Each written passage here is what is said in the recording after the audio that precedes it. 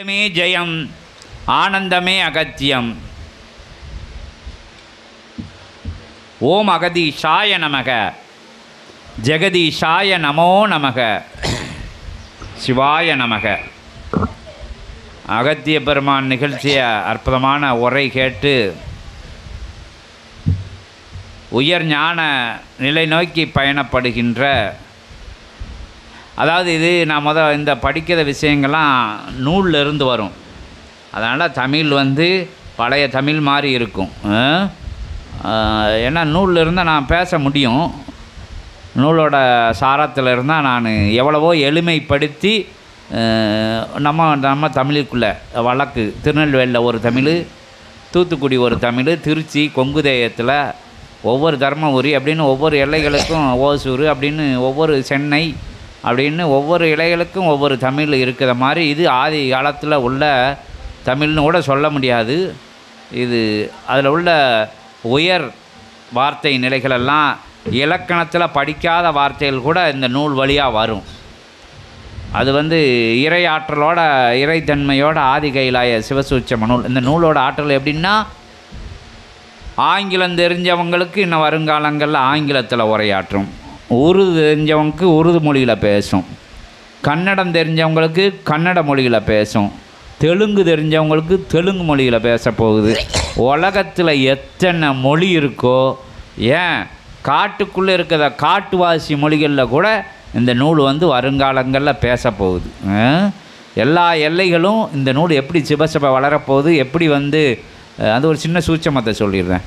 சிவசபை எப்படி வளர்ச்சி அடையும், சிவசபை எப்படி உலகாலும், சிவசபை எப்படி கலியுகத்தை மாற்றும் அப்படின்னா, திருச்சியில் 100 கிளைச்சபை வந்தால் என்ன நடக்கும், 100 கிளைச்சபை வந்தால் எத்தனை இல் சபைகள் வரும், எத்தனை இல் சபைகள் வந்தால் எத்தனை பேர் நல்ல வழியில் பயணப்படுவாங்க, தர்மத்தின் வழியில் பயணப்படுவாங்க, எத்தனை பேர் அடுத்தவனுக்கு துன்பம் விளைவிக்காங்க பயணப்படுவாங்க, எத்தனை பேர் இறையை நோக்கிய பயணத்தில் படுவாங்க, எத்தனை பேருக்கு உதவி புரிவாங்க, எத்தனை பேரோட பசியை போக்குவாங்க.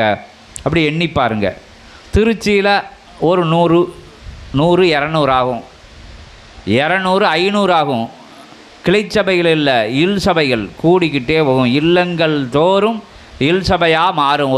ஒரு நேரத்தில் மதத்துக்குள்ளே நாம் போக விடும்பதை, அதாவது சிவத்தை வழிபடுகின்ற, திருமுருகனை வழிபடுகின்ற, பரந்தாமனை வழிபடுகின்ற, என் நிலை கோரும் கொண்டு வழிபடுகின்ற உயர்வான பாதையான சத்திய வழியில் யாருக்கும் துன்பம் விளைவிக்காமல், தீது விளைவிக்காமல், இடர் விளைவிக்காமல், இன்னல் விளைவிக்காமல், எளிமையாக சொல்லுவாங்க, எதெல்லாம் நீ அடுத்தவனுக்கு துன்பம் விளைவிக்கின்றையோ அதெல்லாம் பாவம், எதெல்லாம் நீ அடுத்தவனுக்கு இன்பம் மகிழ்ச்சி அடையக்கூடிய செயல்களை செய்கின்றாயோ அதெல்லாம் புண்ணியம். அதுக்குள்ளே எல்லாமே முடிஞ்சது மேட்ரு. அன்பான ஒருவனால் தான் எல்லாம் செய்ய முடியும். அந்த மாதிரி நல்ல விஷயங்களை செய்யும்போது அது இறையே செய்கின்ற செயலாக, இறை மகா சிவசபை செய்கின்ற செயலாக மாறும்போது அப்போ தர்மத்தினோட ஆற்றல் பிரபஞ்சத்தில் அதிகரிக்கி, தர்மத்தோட ஆற்றல் அதர்மம் கூனி குறியிரும். புரியுதா? தர்மம் தலை தோங்கி நிற்கல, அதர்மம் என்ன செய்யும்? குறைஞ்சி போயிடும், ஆற்றல் குறைஞ்சிரும். அதான் மோரில் மோரை உப்புட்டு கலந்த நீர் மோரில் மோரை ஊற்றி பெருக்க சொன்னது. அப்போ புண்ணியம் கூடையில் எல்லாம் பயன்படுத்தலாம். அப்போ எங்கே யுகம் அழியாதில்ல, யுகம் அழியாமல் யுகம் மாறிடுதா, அதைத்தான் செய்ய போகுது சித்த சபை.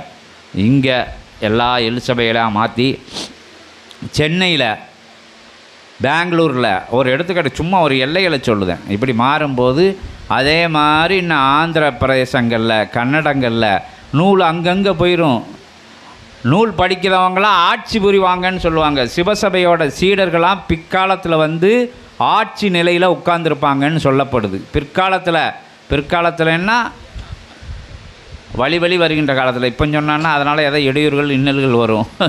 பிற்காலங்களில் நூலேந்து சீடர்கள் தான் பெரு உயர் பதவிகள்லாம் அமரப் போகிறாங்க, உன்னதமான வேலைகள்லாம் பார்க்க போகிறாங்க எல்லா தேயங்கள்லையும். அப்படிங்கிற கலியுகம் எங்கே போகும்? ஓடி ஒளிஞ்சுக்கிட்டாதான் ஒளியாமல் போகுமா? திருந்தாத எல்லைகள் வந்து திருத்தி அமைக்கார் முருகப்பெருமான். வேலை வச்சு கிண்டி விடுதார். கொரோனா வந்ததா, அங்கங்கே நிலச்சரிவு பூகம்பங்கள் வந்தால், பாவம் செஞ்சித இடங்கள்லாம் தண்ணிக்குள்ளே முங்குதா, தீப்பிடிச்சு எரியுதா, இதெல்லாம் எங்களுக்கு 20 வருடங்களுக்கு முன்பாக சொல்லப்பட்ட விஷயங்கள்.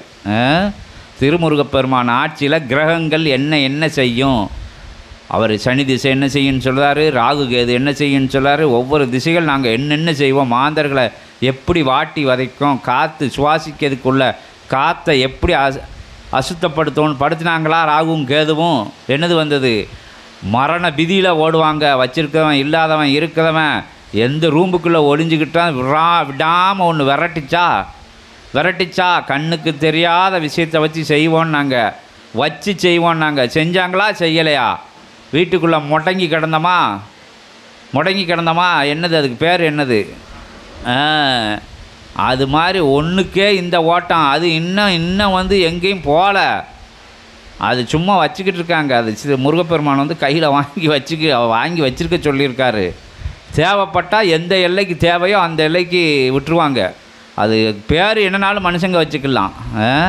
காற்றே விஷமாகும்போது பிறகு என்ன, அதான் இந்த அப்போ வந்து விட்டாங்கள்ல, அது என்ன பானம் விட்டாங்கள்ல மகாபாரத போரில், அது மாதிரி அது ஒரு பானம். அதே மாதிரி இயற்கை வந்து காரி உமிழ்ந்ததான் மனுஷ பையன் நடந்துக்கிறத நரமுறையை பார்த்து. என்னடா என்னத்தை திருப்பினாலும், என்ன சேனலை என்ன குறுஞ்செய்தியை திருப்பினாலும், என்னடா தரங்கட்ட வேலையை ஒருத்தன் கெடுக்கிறது, பொண்டாட்டியை புருஷன் ஏமாத்துறது, புருஷனை பொண்டாட்டியை ஏமாத்துறது, அடியாள் வச்சு கொல்லுது, எங்கெல்லாம் போகுது மீடியாக்கள் என்னெல்லாம் சொல்லுது, காட்சி நிலைகள் எல்லாம். சிறு குழந்தைகளை என்ன பண்ணுதாங்க, பாலியல் வன்கொடுமை, அதை உனக்கு வாய் கூசுது சொல்லதுக்கு. எங்கே உச்சகட்டத்துக்கு போயிட்டாங்க, என்னன்னாலும் செய்வாங்க. எதுவும் கிடைக்கணுன்னா சிறு சந்தோஷத்துக்கு அடுத்தவனை மடியை வச்சுருந்தாங்க, மாயமாக மறைய வச்சுருந்தாங்க, கூடையே இருந்து கழுத்து அறுத்துருந்தாங்க, சங்கு அறுத்துருந்தாங்க, என்ன வேணாலும் செஞ்சுருந்தாங்க. இழிவான நிலையில் போயிடதான். அது ஒரு இயற்கை பார்த்து உமிழ்ந்த நிலை தான் சுனாமின்னு சொல்லுதாங்க. இயற்கை வந்து காரி துப்பிச்சான், போங்கடா அப்படின்ட்டு. அதான் அகத்திய பெருமான் சுனாமின்னு சொல்லுதார். 1-2 நிலைகள் தான் உங்களுக்கு வந்து சுட்டி காட்டப்பட்டிருக்கு சித்தர்கள் வாயால். நான் சித்தர்கள் சொன்னதை தான் உங்கள்கிட்ட திருப்பி சொல்லுதேன், என் கருத்து எதையும் சொல்லலை. அது மாதிரி இயற்கை நினச்சான்னா, பிரபஞ்சம் நினச்சான்னா எல்லாமே செய்யும் அப்படிங்கிறத நினச்சி தர்மத்தில் வழியில் பயணப்படைகளை பாவ நிலைகள்லாம் படிப்படியாக இறங்கி தர்ம யுகம் மாறிடும். அப்போ எதுக்கு பரந்தாம அழிக்க போகிறாரு, அவர் அன்றைக்கி பேசாட்டில் படுத்து தவம் பண்ணிக்கிட்டு இருப்பார். அவர் அன்றைக்கி அனந்த கோலத்தில் அனந்த பத்மநாதனை அப்புறமா உறங்கிட்டு இருப்பார். அவருக்கு வேலை வைக்கணும்னா இங்கே குடஞ்சானா தான் அவர் எந்திரிச்சிருவார். எந்திரிக்க போனவரை தான் சித்த சபை சொல்லி படுக்க வச்சுருக்கு. கல்கி அவதாரம் வேண்டான்னு சொல்லியிருக்கு. ஆனால் யாருக்கும் இடர் இன்னல் கொடுக்க மாட்டேன்னு சொல்லலை. சேட்டை வேணாங்கன்னா திருந்தலாம் கொல்லுவோம் அப்படின்னா, திருந்தலைன்னா கொல்லத்தானே செய்வாங்க. அதே மாதிரி எல்லாரும் தர்ம யுகத்துக்குள்ளே வந்துடுறதுக்கு உயர்வான தர்ம சிந்தனையோட கொடுக்கும் ஆற்றல் எல்லாம் பிரபஞ்சத்திலேருந்து எடுத்துக்கிட்டே இருந்தால் அது மாதிரி சயின்ஸ் படி பார்த்தா எடுத்துக்கிட்டே இருந்தால் சுனாமி வரும், எல்லாம் வரும், தீப்பிடிக்கும், உலகம் வெப்பமயமாகதும், எல்லாம் அங்கே ஓட்ட விடும், இங்கே ஓட்ட விடும், கடைசியில் மண்டையில் ஓட்ட விழுந்துடும். எங்கேயும் வெளியே போக முடியாது, பூரா அனல் காற்றா அடிக்க போகுது, ஆசிட்டு மழை பெய்ய போகுதுங்கல்ல. அதெல்லாம் என்ன, அது பூமி வந்து தன்னை இழந்து அது பூரா அழுக்காகும்போது, சாக்கடை ஆகும்போது எல்லா நிலைகளும் நல்ல சிஸ்டமெல்லாம் மோசமான சிஸ்டமாக மாறிடும். அப்போ வந்து இயற்கையை வந்து நம்ம ஒன்றும் செய்ய முடியாது. அப்போ கடவுளை காப்பாற்றலாமா அப்படின்னு சொல்ல முடியாது. நம்ம எல்லாரும் சேர்ந்து மாறும்போது அற்புதமாக கலியுகம் ஓடி போயிடும், தர்மயுகம் வளர்ந்துடும். வருங்காலங்களில் அதுக்கு உண்டான எதிர்நிலைகள்லாம் அருமையாக தெரியுது. சின்ன குழந்தைகளோடு அடுத்தவங்களுக்கு கொடுக்கணும், வைக்கணும், செய்யணும், இறைவனை வழிபடணும் அப்படிங்கிறத உயர்வான சிந்தனைக்குள்ளே வாராங்க. இப்போ எடுத்துகிட்டு போகிறான், ஃபஸ்ட் ரேங்க் எடுத்து போகிறான், அதை பற்றி என்ன, பக்கத்து வீட்டுக்காரன் தானே, எடுத்துகிட்டு போகிறோம்மா அப்படின்லாம் பிள்ளையை சொல்லுது அம்மாட்ட. ஏன்னா நம்ம தான் வந்து இடிச்சிச்சு இல்லை இதான் எடுத்தே ஆகணும் அப்படின்னுக்கிட்டு இருக்கோம். அந்த பிள்ளையோட விட்டு கொடுக்கும் மனப்பான்மையான இப்போ தர்ம யுகம் வளர்கிறதுக்குண்டான நல்ல எடுத்துக்காட்டாக திகழுது. நான் வேண்டான்னு கூட சீட்டை கொடுத்துட்டு ஒதுங்கி வரத இன்டர்வியூவில் எத்தனையோ விஷயங்கள் பார்த்துருக்கோம். கஷ்டப்படுதானே, இவங்களுக்கு கொடுங்க எனக்கு வேண்டாம் அப்படின்னு அந்த வரிசையில் உட்காந்துருக்கையில் ஒவ்வொருவோட கஷ்ட நிலையிலையும் பார்த்து எனக்கு வேண்டாம் நீங்கள் வாங்கிட்டு போங்க, 2 பேர் 3 பேர் இன்டர்வியூ போன இடத்துல 2 பேர் விட்டு கொடுத்து ஒருத்தனுக்கு வேலையை விட்டுட்டு போன நிகழ்வெல்லாம் நடக்கு. இதெல்லாம் எங்கள் தர்ம யுகம் உதித்ததுக்கான அற்புதமான தருணம் இது. வீட்டில் வந்து ஏதோ கையாந்தில் பசுமாடு வந்து முன்னாடி நிற்கையில் இப்போல்லாம் இல்லத்தரசிகள்லாம் புண்ணியம் பண்ணணும்னு நினைக்க ஆரம்பிச்சிட்டாங்க. காக்கா குருவிக்கு மொட்டை மாடியில் போய் சாப்பாடு வைச்சாங்க, செய்தாங்க. எல்லாமே தர்மயுகம் மலர்வதற்கு உண்டான உயர்வான வழி. ஒருத்த மட்டும் தான் வாழ்ந்தால் போதும், இடம் ஃபுல்லாக வாங்கி சுற்றி வாங்கி வளைச்சி வாங்கி போட்டால் போதும், வசதியான காரில் போனால் போதுன்ட்டு என்ன 1 லட்ச ரூபா காரும் நல்லா தான் போய்கிட்டு இருக்கு, 1 கோடி ரூபா காரும் அதே மாதிரி தான் போய்கிட்டு இருக்கு. 2ம் பஞ்சர் ஆனால் நிற்கத்தான் செய்யுது, 2க்கும் பெட்ரோல் போட வேண்டிதான் செய்யுது, 2 ரிப்பேர் ஆனால் ஆஸ்பத்திரியில் ஒண்டி காமிக்க வேண்டிதான் செய்யுது. அதனால் ஒன்றுக்கொன்று தகுதி இல்லாத ஆசைப்பட்டு, தகுதிக்கு மீறி ஆசைப்பட்டு துன்பத்தை விலைக்கு வாங்கி தோளில் போட்டுக்கிட்டு மாயத்துக்கு பின்னால் ஓடி மனம் ஒடிஞ்சு போகக்கூடிய நிலையில் இருந்து தர்மம் செய்யறதுக்குன்னு ஒரு அற்புதமான நிலைக்குள்ளே பயணப்படும் போது 4 பேருக்கு நல்ல விஷயங்களை சொல்லி கொடுக்கணும் அப்படிங்கிறது நினைக்கும்போது, நீங்களும் குருவாக இருந்து நீங்களும் ஆசானாக இருந்து 4 பேரை வழி நடத்தும் போது அற்புதமாக பிரபஞ்சம் மாறும். அந்த புண்ணியம் உங்கள் பிள்ளைகளோட அக்கௌண்ட்டில் வந்து வர வைக்கப்படும். அப்படி ஏமாற்ற வேண்டியது இருக்குது. பிரபஞ்சத்துக்கு செய்தேங்கிறதோட இது உண்மையை வந்து அதுலேயும் தன்னலத்தை சொல்ல வேண்டியது இருக்குது. உங்கள் கொடி வழி கொலவழி அப்படின்னு சொல்ல வேண்டியது இருக்குது. பிரபஞ்சத்துக்கு செய்யலை, அவங்களுக்கு ஆட்டோமேட்டிக்காக செஞ்சுருவாங்க. நல்ல புத்தி வரும், நல்ல சிந்தை வரும். வேற்று மாற்று நிலைகள்லாம் டிப்ரெஷனு அது இதுன்னு இப்போ மனைச்சதவு அது இதுங்காங்க. திடீர்னு பார்த்துக்கிட்டு இருக்கையில் கண்ணு தெரியாமல் போயிடுது, திடீர்னு பார்த்துக்கிட்டு இருக்கையில் என்னென்னமோ நோய் வருது, அந்த நோய் இந்த நோய் என்னென்னமோ, அதுக்கு 40 லட்சம் செலவழிக்கணும், 80 லட்சம் 1 கோடி செலவழிக்கணும்லாம் நோய் வருது, பேரே தெரிய மாட்டேங்கு, அப்படியெல்லாம் வருது. அப்போ நம்ம வந்து என்ன பண்ணணும்னா புண்ணியம் செய்யலை சூட்சம விஷயங்கள் எதுவும் வந்து நம்மளையோ நம்ம கொடி வழியோ குலவழியோ எதையுமே எப்பவும் பாதிக்காமல் நல்ல தெளிவான சிந்தனையும் உயர்வான கருத்துக்களையும் வாரி வழங்கணும். எனக்கு இல்லை அப்படிங்கிறதே இருக்காது. மனம் இருந்தால் மார்க்கம் உண்டுன்னு சொல்லியிருக்காங்க. அந்த நேரத்தில் எல்லோரும் பேங்கில் ரூபா போட்டுக்கிட்டா கிராமங்களில் எல்லாம் தர்மம் செஞ்சாங்க, தனக்குள்ளதை பகிர்ந்து கொடுத்தாங்க, மோரோ தயிரோ எல்லாம் பகிர்ந்து அளித்தாங்க. பழைய கஞ்சினாலும் எல்லாருக்கும் ஊற்றி கொடுத்தாங்க. பக்கத்து வீட்டு கிளையெல்லாம் சோறு ஊட்டி விட்டாங்க கூப்பிட்டு. அப்படி தாய்மார்கள்லாம் வாழ்ந்த நிலைகள். ஆனால் இன்னும் சொல்லப்போனால் ரொம்ப உள்ள டெப்த்தாக போய் சொல்லணும். அந்த நிலைகளில் கூட எல்லாருக்கும் உதவிகள் பண்ணி உயர்வாக இருந்து ஒரு விதையை விதைச்சி அது 1000 நிலைகளாக பெருக்கி இணைத்து அந்த விவசாயங்கிற நிலையே வந்து பகிர்ந்தளிக்கிறதுக்கு தான் உருவாக்கப்பட்ட தொழில். இப்போ அப்படி புண்ணியம் செய்யறவங்க வாழ வழி இல்லாமல் போச்சு. என்ன அப்படி வந்து ஃபுல்லாக பெருநிலைகள் கொண்ட பெரு விவசாய நிலங்களையே இன்னும் வந்து பெரிய பெரிய கம்பெனிகள்லாம் அபகரிக்க போகுதுன்னெலாம் ஒரு நிலை வருது. விவசாயத்தையே வந்து வேறு கம்பெனிகள்லாம் எடுக்க போகுதுங்க. அங்கே வேறு வழி இல்லை, விவசாயெல்லாம் விட்டுட்டு ஓடணும். நிலப்பலங்களை எல்லாம் கட்டடங்களாக கட்டி மாற்றிக்கிட்டு இருக்காங்க. அதுவும் ஒரு கலி யுகத்தினோட ஒரு அடையாள சின்னங்கள் தான். நாளைக்கு கட்டடங்களை இடிச்சிட்டு கட்டடங்களோட மாடியிலையும் கட்டடங்களுக்கு உள்ளேயும் சூரிய ஒளியை பாய்ச்சி விவசாயம் செய்யக்கூடிய நிலைகளும் ஒரு காலங்களில் வரப்போகுது. இப்போ செய்தாங்கள்ல, ஒவ்வொரு நாட்டில் செய்தாங்க. எனக்கு தெரிஞ்சு சிங்கப்பூரில் செஞ்சுக்கிட்டு இருக்காங்க. அதுக்கு ஒரு ப்ராஜெக்ட்லாம் போட்டு அது எல்லோரும் நேஷ்னல் ஜியோகிராஃபிக் சேனலில் பார்த்துருப்பீங்க. மேலே எல்லாம் மொட்டை மாடி எல்லா இடத்துலையும் விவசாயம் பண்ணி அவங்களுக்கு உண்டான உணவு உற்பத்தியை அவங்களா தன்னிறைவு அடையக்கூடிய நிலைகளை செய்ய போகிறாங்கன்னு சொல்லி 5 வருஷத்துக்கு முன்னாடியே வந்துடுச்சு. 5 வருஷம்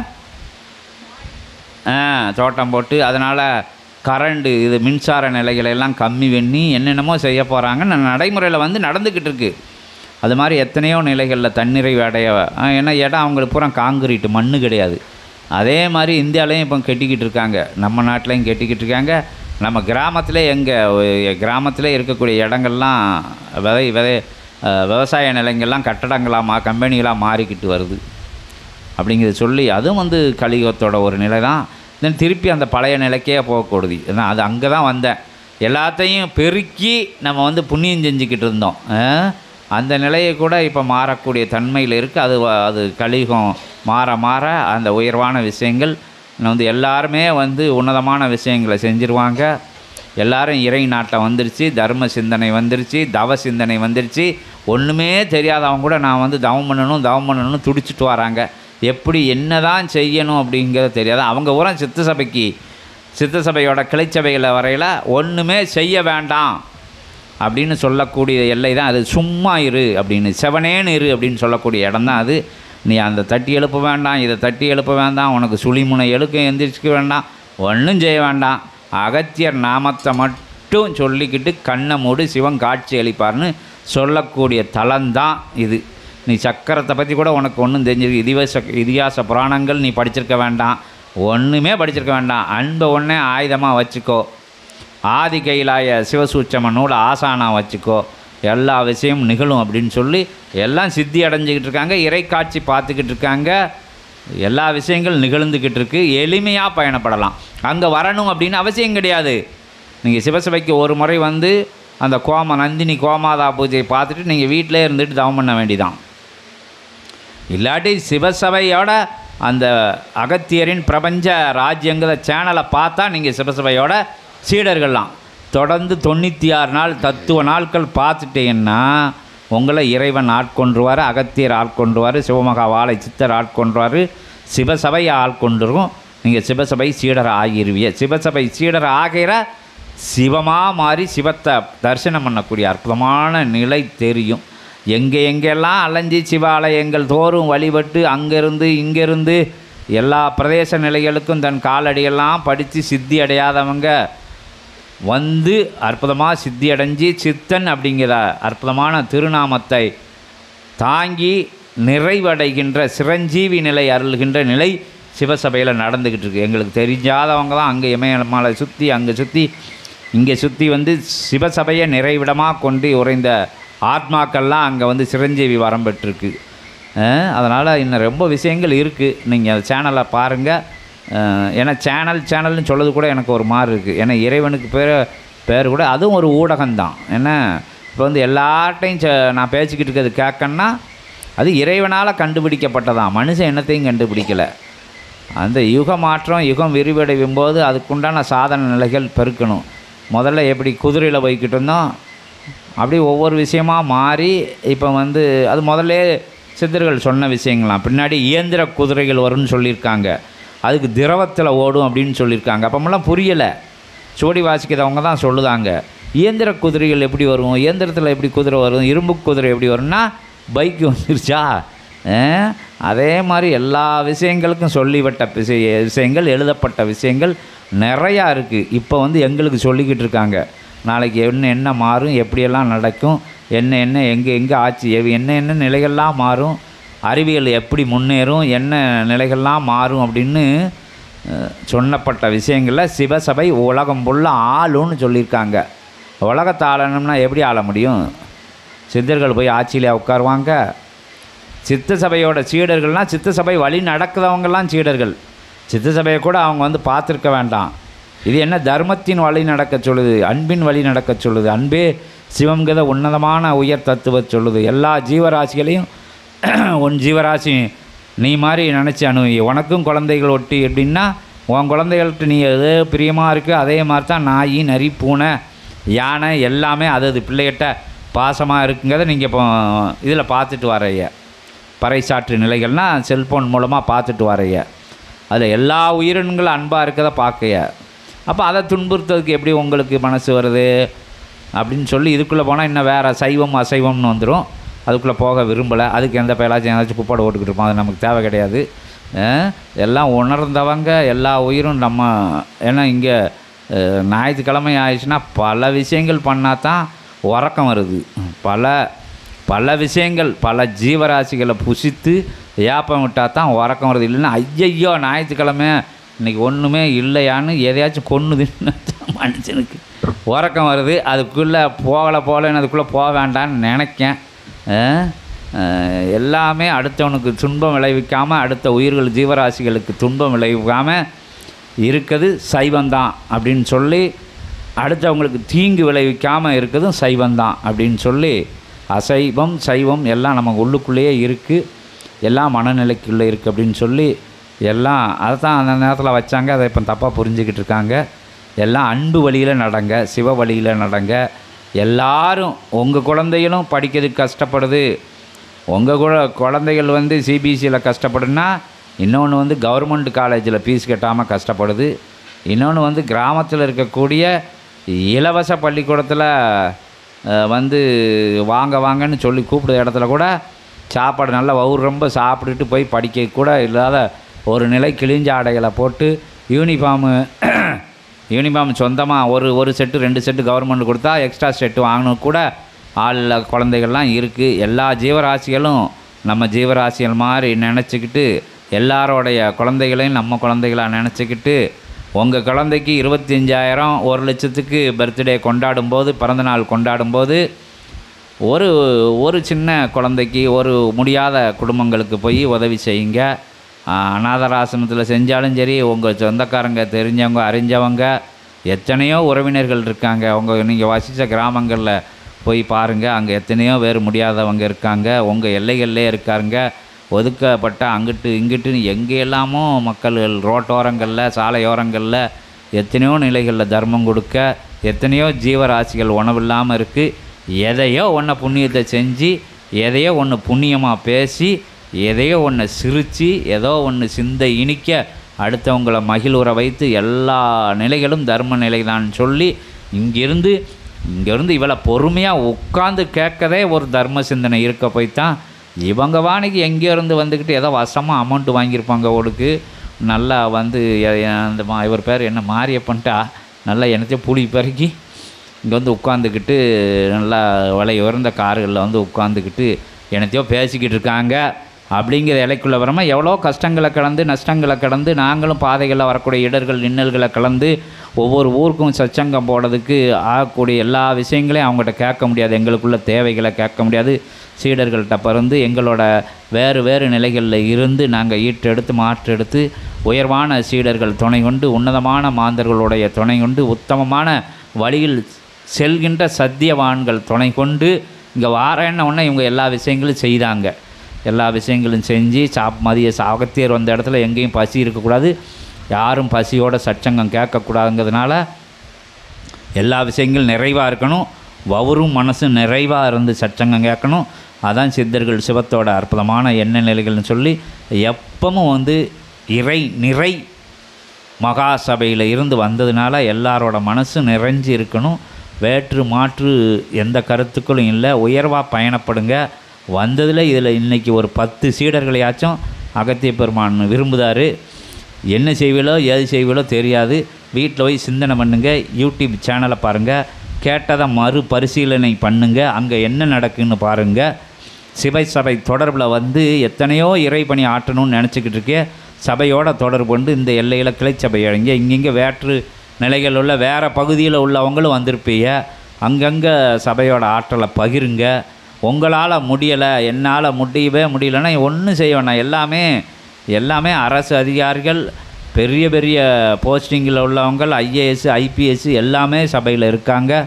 அவங்களெல்லாம் எனக்கு பிஸின்னு யாருமே சொல்லலை. இதை பிடிங்க. எல்லாருமே வந்து சபைக்கு தொண்டாற்றுறாங்க. பெரிய பதவியில் இருக்கிறவங்க எம்டி ரேஞ்சில் வந்தவங்க எல்லாமே வந்து சபையோட பணியாற்றி அற்புதமாக பயணப்பட்டு வராங்க. எளிமையான ஒன்றுமே இல்லை, எனக்கு கெட்ட வேஷ்டி கூட இல்லை அப்படிங்கிற சீடர்களும் சபையில் இருந்து உயர்வாக பணியாற்றி வராங்க. எனக்கு வர்றதுக்கே செலவுக்கே காசு இல்லை சிவசபைக்கு அப்படிங்கிறவங்களுக்கும் சிவசபை வந்து செலவுக்கு காசு எடுக்கு. அதை நாங்கள் வந்து வேறு எந்த விஷயமும் செய்யலை, எங்கேயும் ஏமாற்றி போடுங்கலை. இருந்தாலும் இருக்கிறத பகிர்ந்து திங்கக்கூடிய நிலையில் சரி நம்ம ஒரு 1000 ரூபா செலவழித்தா என்ன பண்ணுவோம் அப்படின்ட்டு அந்த பணங்களையும் அனுப்பி சிவசபைக்கு வந்தவங்களை வழி அனுப்புறதுக்கு காசு இருக்கா பணம் இருக்கா நீ செலவுக்கு என்ன பண்ணுவேன்னு சொல்லி கேட்கக்கூடிய நிலையில் சிவசபை இருக்குது. வருங்காலங்களில் அஷ்டலட்சுமிகளும் அங்கே குடியிருக்காங்க. அது குபேரனே வந்து குபேரபுரியாக ஆக்க போகக்கூடிய இடம் இது. வருங்காலங்களில் கை செவக்க கொடுக்கக்கூடிய இடம் இது. கர்ணன்லேருந்து தர்மனில் இருந்து எல்லாரும் வந்து இந்த நூலிருந்து ஆசி சொல்லியிருக்காங்க. எல்லாரும் எங்களோட உயர்வான சபை இதுதான்ப்பா அப்படின்னு சொல்லிட்டு போயிட்டாங்க. அது மாதிரி அல்ல குறையாமல் செல்வ நிலைகள் வந்து சிவசபையில் பெருகி எல்லைகள் தோறும் இருக்கக்கூடிய கிளைச்சபைகளும் அற்புதமான பணிகளை அரும்பெரும் பணிகளை ஆற்றல் மிகுந்த பணிகளை இறை மகா பணிகளை செஞ்சு எல்லாம் உங்கள் செவிகளில் வச்சுக்கோங்க. சிவசபை உலகறியும் நாள் ரொம்ப பக்கத்தில் இருக்குது. பிரபஞ்ச மகா அகத்திய வாழை சித்த சபையினால் உலகம் உத்து பார்க்கக்கூடிய டைம் ரொம்ப பக்கத்தில் வந்துடுச்சு. இன்னும் ரொம்ப நாங்களும் 30 வருட பயணங்களில் சொல்லிக்கிட்டே வந்தாங்க. இப்போ 6 மாதத்துக்குள்ளே ஒரு வளர்ச்சி இருக்குது. இன்னும் வரும் காலங்களில் ரொம்ப சில விஷயங்களை தீர்மானிக்கதையே சபையோட ஆற்றல் தான் அப்படின்னு சொல்லுதாங்க. இயற்கையே கட்டுப்பட்டு நிற்குங்க அங்கே சபைக்கு. ஏன்னா சிவமமர்ந்த சிவத்தத்தில் இருந்து பிரபஞ்சத்தை நாளைக்கு எப்படி இயங்கணும்னு காலதேவன் புறப்படுற இடமா இருக்குது சிவசபை. இன்னும் எத்தனையோ சூட்சமத்தை தன்னகத்தே மறைச்சி வச்சுக்கிட்டு இருக்கு. யுகங்கள் தாண்டிய ரகசியங்கள்லாம் வெளிவரப்போகுது. ஆன்மீக ரகசியங்கள்லாம் வெளிவரப்போகுது. இத்தனை நாள் வரைக்கும் இது நிஜம் அப்படின்னு நினச்சிக்கிட்டு இருக்க விஷயங்கள் பொய்யாக போகுது. இது பொய்யின்னு நினச்சிக்கிட்டு இருக்கிற விஷயங்கள் நிஜமாக போகுது. இறை சூட்சமங்கள்லாம் சபை மூலமாக தான் வெளிவிடப்போகுது. அதே மாதிரி எல்லா மொழிகள்லையும் எல்லா எல்லைகளையும் இருந்து அந்த எல்லைகளில் சபையோட ஆற்றல் பெருகி தர்ம சிந்தனை பெருகி தவசிவ சிந்தனை பெருகி அற்புதமான கொடுக்கும் நிலை பெருநிலை மாறி கொடுத்து கொண்டே இருக்கக்கூடிய அற்புதமான பெறும்போது எவ்வளோதான் வாங்கினாலும் இன்னும் அப்படின்னு நிறைவடையாத ஆசை பின்னாலேயே ஓடி ஓடி களைச்சி ஓயாது களைச்சி குழந்தையிலிருந்து ஆட்டம் ஆரம்பிச்சிருது. ஆசை ஆரம்பிச்சிருது. பஞ்ச இந்திரியங்கள் ஒன்றொன்னா விழிப்படையும் போது அதை பார்த்து இதை பார்த்து அதை காட்டு இதை தொட்டு அதை அடைஞ்சு மெய்யடைஞ்ச இன்பம் பார்த்த இன்பம் சுவையறிந்த இன்பம் ஒவ்வொரு இன்பமாக பெருகி அதுக்கு பாலியல் இன்பம் அதற்கடுத்து இரத்த உறவுகளோட இன்பம் இப்படின்னு ஒவ்வொரு விஷயங்களாக கூடி கூடி கூடி மகன் மகள் அப்படிங்கிற வாரிசு நிலைக்குள்ளே போய் அதையும் தாண்டி பேரம் பேத்திய கொள்ளு பேரம் அங்கே எங்கே போனாலும் உன் ஆசை வந்து நிற்கதே கிடையாது. படுத்து அந்த நிலைக்கு மாற்று நிலைக்கு போகிற கூட அடங்காமல் ஒவ்வொருத்தனுக்கு கையில் கொண்டு ரூபாயை கொடுக்க வேண்டியது இருக்குது. ஒவ்வொருத்தனுக்கு மண் அள்ளி மேலே ஓட வேண்டியது இருக்குது. ஒவ்வொருத்தனுக்கு எண்ணத்தையோ கொண்டு போட்டால் தான் சாகுதான். அதை எல்லாம் பட்டிக்காட்டில் நீங்கள் பார்த்துருப்பீங்க. என்ன ஒரு சும்மாவாச்சும் ஒரு துணியில் கெட்டி இந்த ரூபாயை வச்சுக்கொள்ள செத்துருக்கு கிளவி. நான் பார்த்துருக்கேன். என்ன அது எங்களுக்கு தெரிஞ்சவங்களுக்கே நடந்திருக்கு. மண்ணள்ளி வாயில் கரைச்சி ஊற்ற வேண்டியது இருக்குது. ஏன்னா கடைசி வரைக்கும் எதையாச்சும் செஞ்சுருக்கியானா நான் ஒன்றுமே செய்யலை என்ன அப்படின்னு ஓடி அங்கே அடுத்த தளத்தில் இடம் இல்லாமல் ஆக்கிடுதாங்க. அங்கே போகிறது பேயா பெசாசா நரியா நண்டா சொரிநாயா அலைய வேண்டியது இருக்குது. எத்தனை கெடுத்து அங்கே டெபாசிட் பண்ணி அதை அணிவிக்கிறதுக்கு வாரிசு இருக்கா மெண்டல் பிடிச்சிருது. புத்தி சரியில்லாமல் போயிடுது. ஏதாச்சும் மாற்று வழிகள் எல்லாம் ஓடிடுது.